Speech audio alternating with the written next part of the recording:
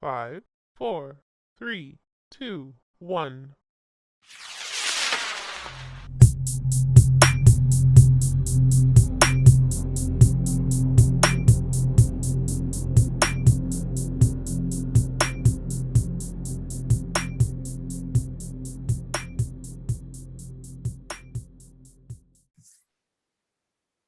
Welcome back to the Blerdiverse. We back. Heck, man, we finished up One Piece pre-time skip. Me and Just it was fun. We talked about all the arcs and all that and everything. Heck, 2 years passed since the pre-time skip, and then after we get to post-time skip. So the first saga that starts off is Fishman Island Saga. The first part is Return to Sabaody. So we get the whole squad back together and everything. They're coming from different places and all that during their 2 years of training and everything. They all got some new skills and everything. And Sabaody, it's still like what's the name, like overrun with pacifistas and everything, but they can now handle them effortlessly instead of like them like struggling all together just to handle one of them. And all that. And yeah, man. I mean, my man Brook just got off tour and shit. My man got off tour and he just said, "This is my last performance. I'll see y'all later." That's what I said, man. My man Brooke got off tour and shit and everything. They all meet back at the ship and all that. Then Frankie tells them about, well, actually, one moment I really want to talk about is the funniest moment to me when they first meet back up, because Brooke just got back off tour and shit. And at that, he sits down. He's like, "But there's something I got to say." Plays his guitar, sits down. That was fire. And then after that, like, was like, "Oh, you might play a song for us." He's like, "Nami, please show me your panties. It's been 2 years." He was down bad for 2 years, man. Before we go into depth, I think we should analyze the new costume changes first. I think that is in order because everybody gets a newish outfit. Everybody gets some new fits. Everybody gets some new fits. Yeah, I'm glad you actually brought that up. Everybody gets some new fits. The biggest thing that makes me mad, they took Frankie. Well, they took Robin's melanin. Yeah. Oh my god. I'm getting used to it now, like watching like post time skip, but they took. I mean, you know, Robin was like out of that snow island or whatever. She was in the snow all that time, so you know. But she got pale. She got pale my behind. But like my thing is, the funny thing is when they remastered the old East Blue Saga and everything else, like in pre-time skip, because they released the remastered version, I think back in 2019 or whatever. They took her melanin away. You talking about a movie?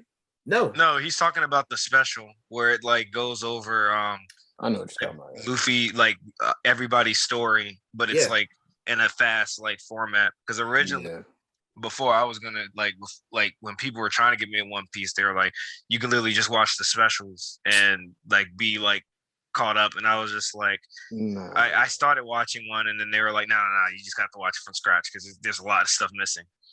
But I guess for me, Luffy, you can't go wrong with Luffy. It's still the classic. Yeah. Just with the shirt open now. Zoro's took me a little bit to get used to, only because I'm so used to him just like wearing like normal clothes. And the bandana and shit. Yeah.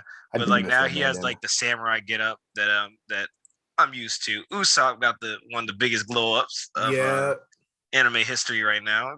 Yeah, got the abs, got the new fit, got the Usopp new hat. Yeah, we gonna get there. Sanji, just a little bit different, but he got the facial hair now. Yeah, just a little different. They just really just did not give a damn about Nami. They just said, you know what? Let's just put her in a bikini. I mean, like, well, they gave her a bikini top, some jeans, and everything. Because before she used to only always be with the short shorts and like a t-shirt, like a white tee or whatever. Switched it up. That's all they did. They switched it up to all they did. I mean, my thing is fan service is a thing in One Piece. If you peep, you peep. As far as that, I mean, hey, we've all been down bad from one time or another. But that's beside the point. I mean, hey, the man Brook out here, his fit's tough and everything, my man, all that. Got some new shades, some new suit.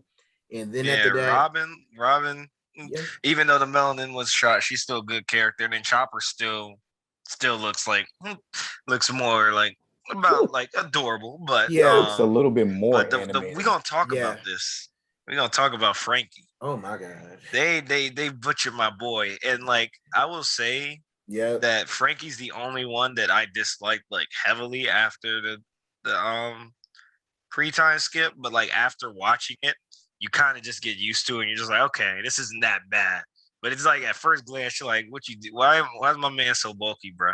Yep. Yeah, honestly, like that really threw me left, like for real. Cause like when we first meet up with Frankie, I don't even have a problem, like, the Popeye arms that he got and everything, because he's still flying, he's fresh. He got the one shirt out poking and everything. Yeah. But when he came back, like really bulging, like literally, like both arms are like like literally like tanks and everything. It looked like he got bowling balls for arms and shit. And I was just like, yeah. I didn't like the haircut either. Like, I was just like, he could have. At least he can change his hair. But like they did that one time, and then after that, they never went back to it. And I was like, bro. Yeah, but I will say, Zoro still kind of like throws me off in here and there. Honestly, I do miss that bandana. Yeah, and I have nothing against like the fit now, but it's just I just want to see him in like something like he could be a little bit more fly. Yeah, and I mean. Like they still get what I still like about One Piece is like everybody has their set outfits, but depending on where they go, they may change up. Like Zoro had different fits in Skypiea, and stuff like that. Like he had like little like Hawaiian shirt and stuff like that, and everyone gets like a different costume. Like they have their baseline, but even when we get into future arcs, they have their different like their different fits that they wear.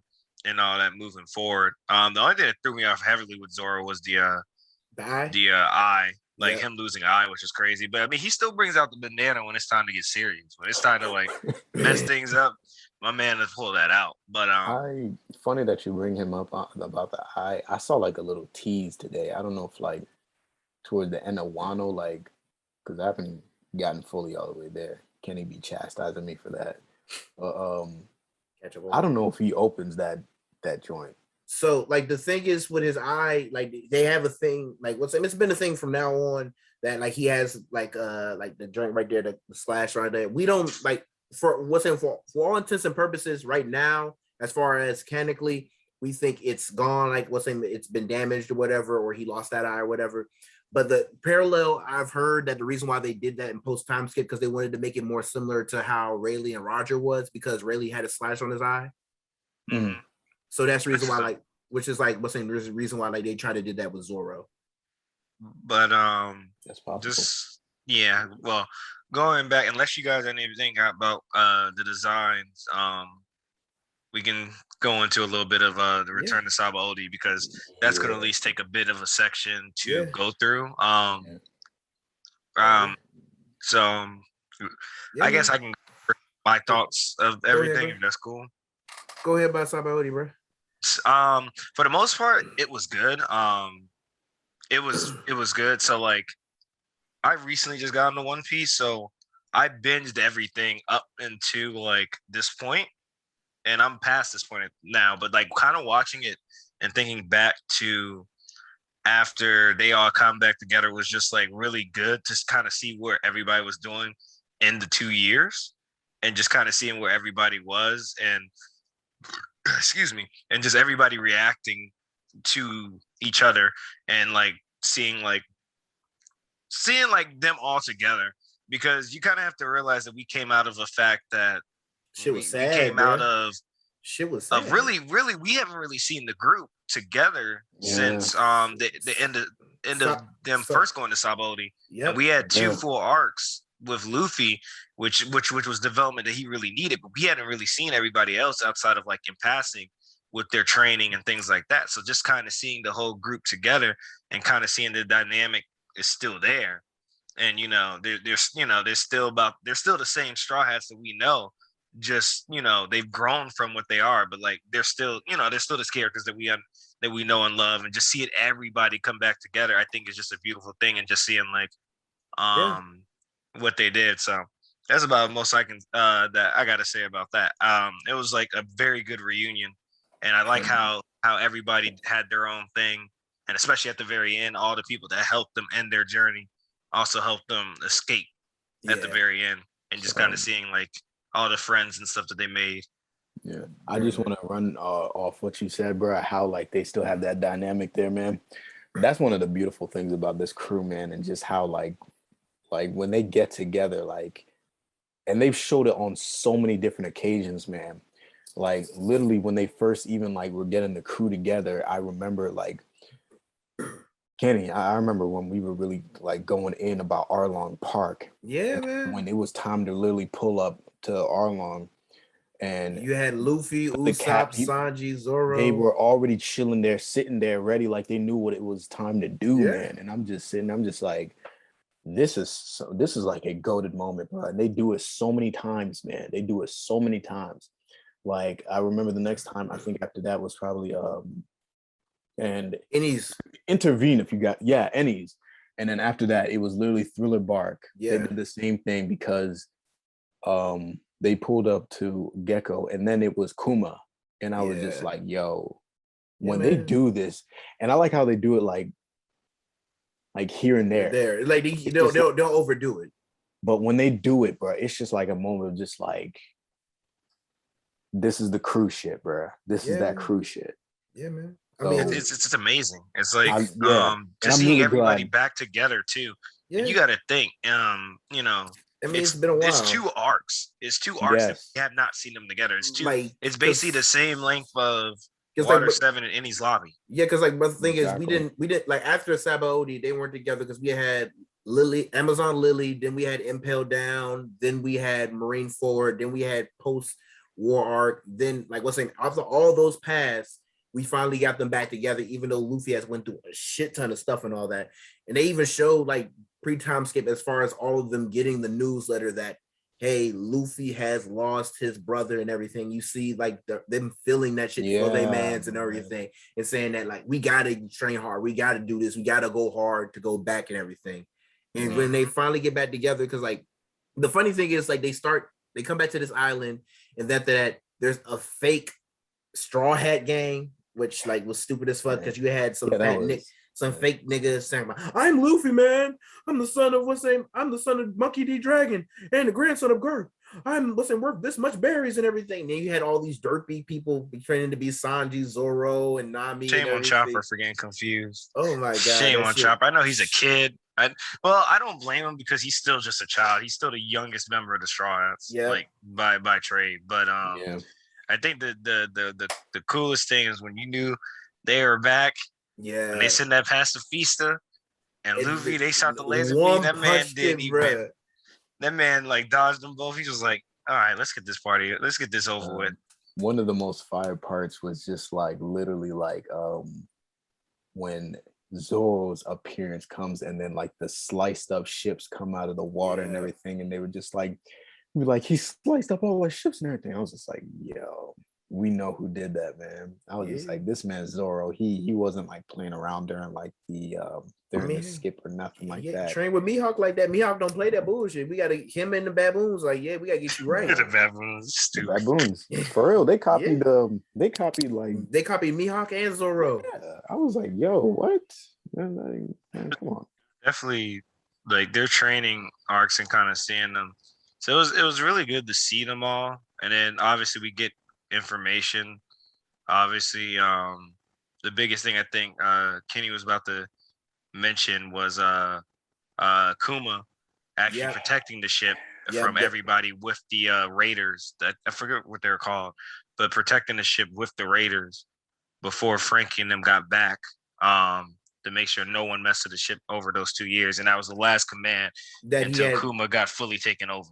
I mean, well, he was already taken over by that time, because remember in Marine Forward, he was like that was the actual Kuma fighting there, because like they had pacifistas, then they had the actual Kuma fighting, and Ivanka was like, Kuma, snap out of it. What are you not doing? And Doflamingo like, this ain't the Kuma you knew no more. But before, because like what happened was after Sabaody, and he went rogue and had like teleported everybody everywhere, technically saving them and shit. He implemented one final program in his code, so like even though if whatever happens to him, he'll carry out this last command. And after that command was done, that's where all the other shit happens, and we'll get to that later on as far as what happens to Kuma and his fate. But he was a real MVP during the time skip, keeping the ship safe and everything. So they get on the ship. They also meet Rayleigh and everything. Rayleigh's like, hey, y'all look good. Everything got a drip on and everything. He's like, yeah, man, Luffy, we trained up. That man, he got some stuff on him now, and we all good to go. So What's even more like while we're even still on the topic of Kuma, it's just like because he's done so much and it's been like so subtle at the same time, but like But so those vast. moments have been vast. It's to a point where it's just like we really want to like wish we had a new more of Kuma, and it's just like I don't know. It's one of those things you can't even touch on, but it's just like when are we gonna get more? That's kind of how I felt about, and it's kind of backtracking a bit on Ace. No, it's like we don't know much about Ace, and then by the time we start to learn more, he died. And basically just like, well, it sucks, and we get like backstory on a lot of that stuff afterwards, but it doesn't really, change, that much in terms of everything. But I mean, I think if we're done with Sabaody, we can basically get into the meat of this, which would be the Fishman Island saga. Yeah, like what happens is like, well, for Ace, the main thing is after he died, they go in the flashback as far as him, Luffy, and Sabo growing up on the island. Then at that, we get some more backstory as far as Garp like raising him as a child and everything, because that was Roger's last wish to Garp and everything. Because even though they were rivals, they respected the hell out of each other. And like, what's the name? Ace's mother had held him like I think it was 20 months. I think it was 20 months. Yeah, 20 months. Yeah. So for over close to 2 years, she stayed pregnant. To kept technically a year and some change baby inside of her to make sure that it doesn't get caught up and killed. Because like all the Marines was out here like, yeah, we got to find the child of Goldie Roger and kill him. But like all that happened and everything, we see that, and that we see how he became a Whitebeard pirate. We see all his backstory and the reason why he went off after fucking Blackbeard and everything, because like Blackbeard did that shit. But after they get back together, as far as those the Straw Hats and everything, all the people help him out, as far as all the people they met over the time, as far as Boa Hancock, that little ghost girl. Yeah, I was just about to bring that up. From Thriller Bark, who stayed on the island with Zoro and Mihawk.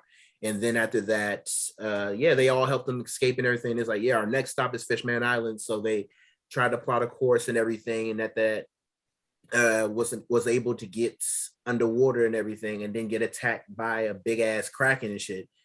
And then like Luffy, they get some they basically get some bubbles and all that. And that Luffy, Zoro, and Sanji go out to fight it. Then Luffy hits it, and they're able to make that motherfucker move around as their like little guide and shit until like an earthquake happens. I will say, Fishman Island was an amazing concept. Yeah. But in my opinion, it didn't live up to Arlong Park though. That's the crazy thing. And it was just like like I said, amazing concept. I love like the scenery that they did and everything. Yeah. But it's not one of my it's really low on my list as far as post-time stuff. I feel as though it's a bit dragged out. Yeah. And it could have gone a different way. Yeah. But it was I think it was still a creative concept, honestly. Oh, as a whole, with Fishman Island, to me, this arc is okay. Thank you. Yeah, it's the same thing. It's okay, and to go into that, I think the meta commentary that's with this arc is very good, and I think that's the best part of this arc is basically the meta commentary of humans and fishmen, human and fishman, and kind of looking at that take compared to obviously like different races and the real world. And I think the concept of all those work, and it's like done very well, and that's what I think I like about the art. But in terms of just the villain and all that, these guys are some jobbers. These guys are garbage. Thank you. Villains. Like my thing is, nigga want to be Arlong Jr. so fucking bad, and I'm like, nigga, get the fuck out of here. Like my thing is, after the little octopus thing, they get to Arlong. Not Arlong Park. What's him? The little mermaid that they met in Sabaody that they helped free and everything. They helped them get to Fishman Island. It's all cool, exploring and everything. Then out of nowhere, Sanji sees mermaids, which is all that was so dumb, man. Yeah, the Sanji stuff was dumb. That was just over exaggerated for no.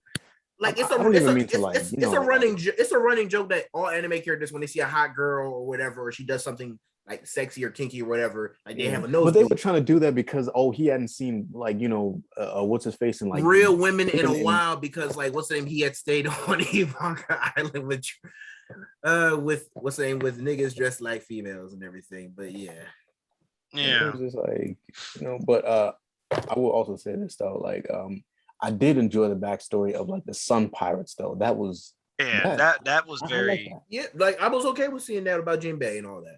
The highlights of this arc were obviously Jinbei, the meta commentary, and overall what new skills the Straw had to gain, because at that point we hadn't really seen all of what they could do. A lot of them haven't really fought. The only people that we really saw fight before, like everybody reconvening with each other, was Luffy, Zoro, and Sanji. Yep. But we get to see that, but the villain is just okay. He's okay. Let me put it like this. When you're a fish man. Go ahead. I'm gonna piggyback. And you're in water. I'm gonna piggyback over you, Jess. And you're in water, and you're supposed to be stronger in water, and you still get your ass beat. Oh my! That's a problem. When you guys are only tough because y'all got to take drugs, you guys are garbage. And the thing is that only reason there was a struggle in the first place between Luffy and Gordy, which was the main antagonist of Fisherman Island, was because he was underwater in a bubble. He couldn't even move. When they were at the bottom of the when he could breathe and they're in a bubble, he was being the mess out of Gordy. Mm-hmm. He was the you have to realize, like, none of the Straw Hats were struggling at all. And the only person that got really injured was Luffy, but that was only because he was fighting in a terrain where he can breathe and shit. That he can't breathe, and seawater makes him weak. So he's already fighting at a disadvantage. And then you still lose. Yeah. You lose twice in water. So it's just like, the thing is that, like, and I've had this discussion with my friends and stuff like this. And like, this arc is okay in terms of what we talk about and showing off what everybody can do, and showing off basically everybody's new skills and all that stuff. As far as like the hockey and everything else. Yeah. Because that's the first time we get to see, that's the first time we ever get to see Luffy using his Conqueror's hockey controlled, because we seen it before pre-time skip, but it was always an uncontrolled manner and shit. Well, no, we saw it in what was it? Didn't we see it in No, we saw it like we saw a glimpse of it in Sabaody. Because he knocked out some people. We saw it in Sabaody. I'm talking about we seen it under control though, because we seen it in Sabaody, we seen it in Amazon Lily, and we also saw it in Marineford. But I'm saying, but isn't there a scene in Sabaody when they come back where he knocks everybody out? Like he knocks. I don't remember that. No, like he knocks them out. But my thing is, he never had control over it. It would just be like, enough. Yeah, I remember that. I remember that. I just remember when they post time skip when they come back. Oh yeah, he does. I guess these dudes are fighting, and then he knocks them out, and he's like, There is a moment he does that and everything. And I think this is like when like they're like hiding Luffy's face or whatever, and like we know it's Luffy, but they just won't show how he looks or whatever, and he does it. But I mean, we get to see everybody's new abilities, new tools, and things like that. It's just like the villains aren't strong. None of them are good. They were only they had to use drugs to get buffed up to get to fight them, and then they still lost. Like anybody taking damage, and it wasn't even like well, go ahead. No, go ahead. No, you go. No, on top of that, the drugs are like a major like turn on for me, because it was just like first of all, Arlong gave these dudes a run for their money when he wasn't even in the water. So the fact that this man, and on top of that, he overdosed too. Like it wasn't like, like the reason like he like lost was because like, oh, Luffy like hit him too long. Like it was just like he just overdosed too. And I just like, and his transformation too was just like, also I was just like, bro, everything about Hardy was just like dragged out more just to like make him like even fight more and everything. And I was just like, no, come, like, let's just end this shit, bro. There was no hands. There was no like really like everybody. the whole crew is taking these pills too. The whole crew. He's just like offering. They all trash. Y'all still guard. And the thing is that this arc didn't have stakes. That was the biggest problem. That's the biggest thing. Like I mean, like the only stakes it had is like, okay, we're gonna crash this big thing in there, and that like, this is all. Still wasn't like a big like issue. But at the end of the day, like they were never like it was never a struggle. Like there was no struggle except like at the very end because Luffy was like having a hard time. But that was like kind of a struggle, but it kind of wasn't. But I mean, it was a weak struggle, and it's just like overall, what the arc does well, and it does what it's supposed to do. It introduces the arc is supposed to show that everybody's a lot stronger than what they are, and it does that. Could have been a lot more interesting in terms of just the villains in general and things like that. Yeah, like I feel like this arc, if you switch some things around, kept the same concepts that you do, but then make the villains a bit more of a struggle or a bit more of a fight, or at least put the stakes up. You could definitely give them some abilities give them some abilities or something that like, okay, you have to combat this with this. Because like literally it was like you're saying, because I remember they made Horty like try to be a flex or whatever, because like he put himself in chains or whatever, and they saw a boat coming. And then literally he was able to beat the boat in his chains. It's like, yeah, man, see how I did this shit within chains. I'm so strong and shit. I'm stronger than anything ever. Even on top of that,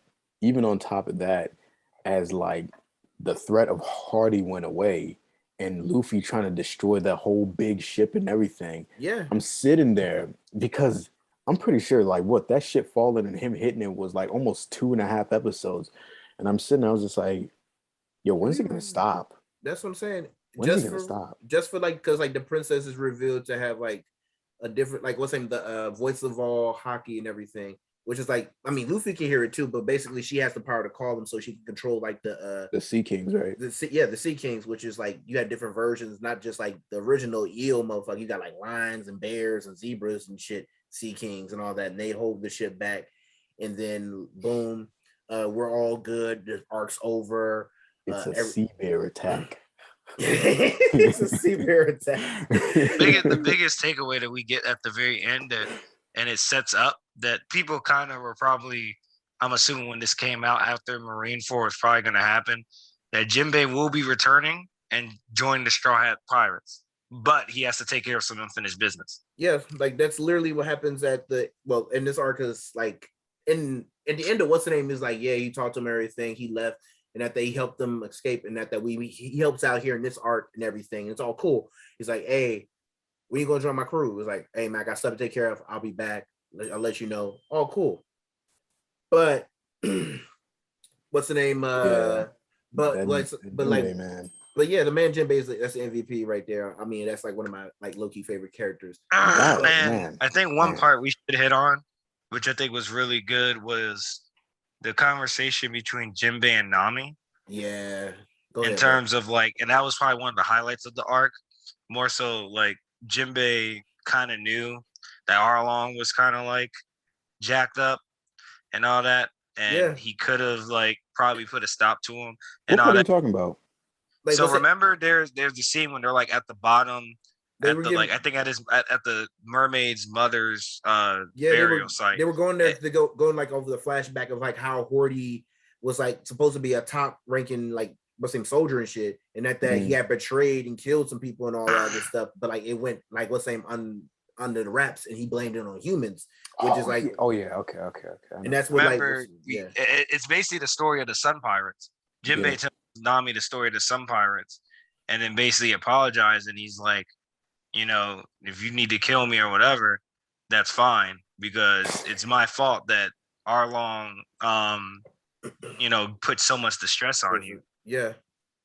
I mean, yeah, that happened and everything. I mean, my thing is like Chris said, this whole arc was basically, hey, we haven't seen the Straw Hats in 2 years. Let's see all their skills and how they get loose. And that's literally it. Like we see them take care of all the 40s men without wasn't really that much of a struggle. And it was like you never got the feeling that this was crunch time as far as I'm putting my 100% all out into this fight right now Like you see Luffy one moment because like literally it was like 200 men or whatever, and that like let's say Zoro and Sanji's like, hey man, I'm gonna take this one. No, I'm gonna take this one. I'm gonna take this one. They're arguing that Luffy just walks through them, push them to the side, and after that they see them running toward him. Activates his Conqueror's Haki, knocks like a good half of them out, and that they get loose. And then we get the first appearance canonically of Red Hawk, R.I.P. Ace. And you know what also like what this also showed me was just like if Horty had the same circumstances as Arlong, where they were on land, yeah, this would have been literally a cakewalk, bro. It wouldn't have been no type of struggle or anything. That's what this really showed me for real. Bro, it would have been gum Gatling and would be out the way. Well, and that's the biggest thing because, like, by and large, like, Arlong, like, was strong for his thing, but like in the grand scheme of things, Arlong was weak, and Gordy was probably that same strength as Arlong. The only reason he was able to keep up as heavily as he was with them training was those drugs that he was taking. Yeah, that man on roids. Roids. I mean, you lost in your own your natural habitat that you're supposed to be stronger in, bro. Like you have the advantage. He can't breathe. He can't even fully take in this water and all that. He has to fight in the fucking bubble. Yet he is still working you effortlessly. Yet you have the full strength. Not even that. It's Zoro's fight was more disappointing. Was more like disappointing for him because Zoro was like about to lose, and Zoro still won. Mm-hmm. No, like it was like you remember that, Josh? No, Zoro was like Zoro was fucking around. No. When Zoro fought Horty, Horty, yeah. When he fought Horty underwater because he was the first person to fight Horty from the Straw Hats. Oh yeah, that blew me. And he was like, oh no, he's like actually psych, and then knocked them out. And I was like, are you serious, yo? When I saw that, I was actually really, why are you jobbing by that? They on that bullshit, bro. I mean, my thing is, like I said, the main thing this whole arc was like meet the Straw Hats and all that and everything. We developed the world a little bit more as far as Fishman Island and everything. They talk about how much they remind them of Roger, et cetera, et cetera. Then we get our introduction into another one of the emperors of the world. We get to hear Big Mom. Basically, the end of the arc. I forgot about that. Yeah, basically the end of the arc. What happened was she sent 2 agents, which was the Lion and the other nigga. I forget the other nigga name. But what's his name? Peckham's and I forget the other nigga. Yeah. But anyways, they sent Peckham's and the other nigga. They was in there because like Fishman Island had like some saltwater taffy or something like Big Mom loves and shit. And it's like, yeah. And Luffy's like, yeah, I hate all that. Because Luffy got a big ass appetite. He gives no fucks when he comes to food. And then at that, like Big Mom's on the phone, like, hey, who are you to eat all my shit? Hey, I'm Luffy. I'll be the man who be king of the pirates. Oh that just like what's the name? He's like, hey, I'd heard about you, Straw Hat. You should stay away from me. I'll be the death of you. Hey, bitch, they're underneath my control. If you want to run that fade, we can run it. Then he hangs up on her. She's like, oh no, he got me fucked up. The funniest thing about that joint was literally at the end of the episode where they go to Big Mom's like castle. Yeah. The big boy in there, he's just like, boy, and his head is like twitching literally next to Big Mom, and she's trying to talk to him, be like, okay, Mugiwara, and then he just his head just keeps twitching the whole time. He's like, boy, that shit was just so stupid. Like literally, that's the end of like let's say Fishman Island. We get up out of there and everything. It's cool, and then after that, we head to somewhere else, but.